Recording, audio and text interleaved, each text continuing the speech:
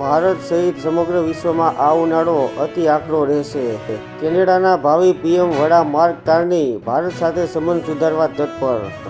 ગુજરાતમાં 5 વર્ષમાં 36,000થી વધુ સરકારી કર્મચારીઓ ઘટ્યા, જેમાં 2 વર્ષમાં 568 ઉચ્ચ અધિકારીથી વર્ગ 4 કર્મચારીની પુનઃ નિમણૂકને લઈને વિરોધ. જનતાને રેવડી વહેંચવી ભારે પડી. મહારાષ્ટ્રનું બજેટ. લાડકી બહેણે લાણીનું કદ ઘટાડાયું, વાહનો મોંઘા થશે. ટેસ્લાનો ફુગ્ગો ફૂટી ગયો. મસ્કની સંપત્તિમાં $125 અબજ કડાકો. ટેસ્લાની કારનું વેચાણ અમેરિકા, યુરોપ, ચીનમાં ઘટ્યું. 7 સપ્તાહથી શેરમાં અવિરત ઘટાડો. સરકાર દ્વારા વર્ષ 2009-10 અને 2011ના વધારાના ખર્ચની માંગણી. ગુજરાત શિક્ષણ બોર્ડની પરીક્ષાઓમાં ધોરણ 10-12 સાયન્સની પરીક્ષા પૂર્ણ. આજથી મૂલ્યાંકન. 69,000 શિક્ષક. ગુજરાતમાં 2,000 કરોડથી વધુની જીએસટી ચોરીના 17,000 કેસ નોંધાયા, જેમાં 15 વ્યક્તિની ધરપકડ અને જીએસટી નંબર રદ કરાયા. અમદાવાદમાં 1,374 કિલો સરકારી અનાજ ગેરકાયદે પકડાયું.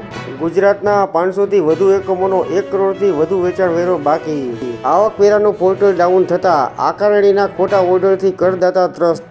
અમદાવાદમાં દરિયાનું ખારું પાણી મીઠું કરવાની વાત હવામાં. 5 વર્ષ પછી પણ સી વોટર ડિસેલિનેશન પ્લાન્ટ શરૂ ન થયા. જાપાનની કંપની પાસે 10 ગણો પગાર માંગણી કરતા લેબર કમિશનરના પરિપત્ર પર સ્ટે. રત્ન કલાકારો માટે આર્થિક પેકેજ જાહેર નહીં થાય તો 30 માર્ચે સામૂહિક હડતાલ. પૂર્વ ધારાસભ્યના બંગલેથી નીકળ્યા બાદ લાપતા યુવકનું અકસ્માતના કારણે મોત. પોલીસે તપાસ બાદ સીસીટીવી ફૂટેજના આધારે જાહેર કર્યું. ગુજરાત યુનિવર્સિટીમાં પ્રથમવાર 300થી વધુ હંગામી કર્મચારીની સ્ક્રીનિંગ દ્વારા તપાસ. અમદાવાદ શહેરમાંથી 31 જેટલા 2 વ્હીલર્સની ચોરી કરનાર યુવક ઝડપાયો. અમેરિકન અર્થતંત્રને લઈને ચિંતા. બિટકોઇન ઘટી $80,000 નજીક. યુએસથી ડિપોર્ટ કરાયેલા હરિયાણાના યુવાને 2 જણ સામે સુરતમાં ગુનો નોંધાવ્યો. ન્યૂયોર્ક જવા રવાના થયેલી ફ્લાઇટ બોમ્બની ધમકી બાદ મુંબઈ પરત.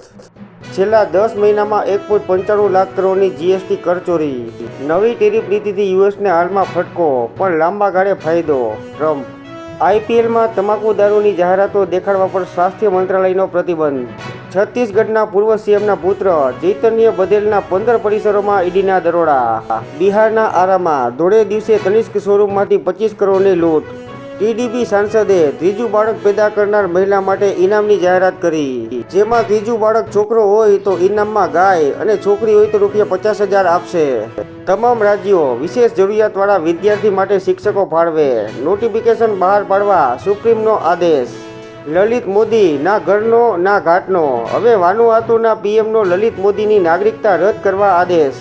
હાઈકોર્ટમાં રીટ. સુપ્રીમ કોર્ટના ચુકાદા મુજબ સ્થાનિક સ્વરાજ સંસ્થાઓની ચૂંટણીમાં વસ્તીના પ્રમાણમાં અનામત જાહેર કરો. જમ્મુ કાશ્મીરના ગુલમર્ગમાં રમજાનમાં અર્ધનગ્ન ફેશન શો અંગે વિધાનસભામાં હોબાળો, જેમાં દિલ્હીના ડિઝાઇનર્સે માફી માંગી.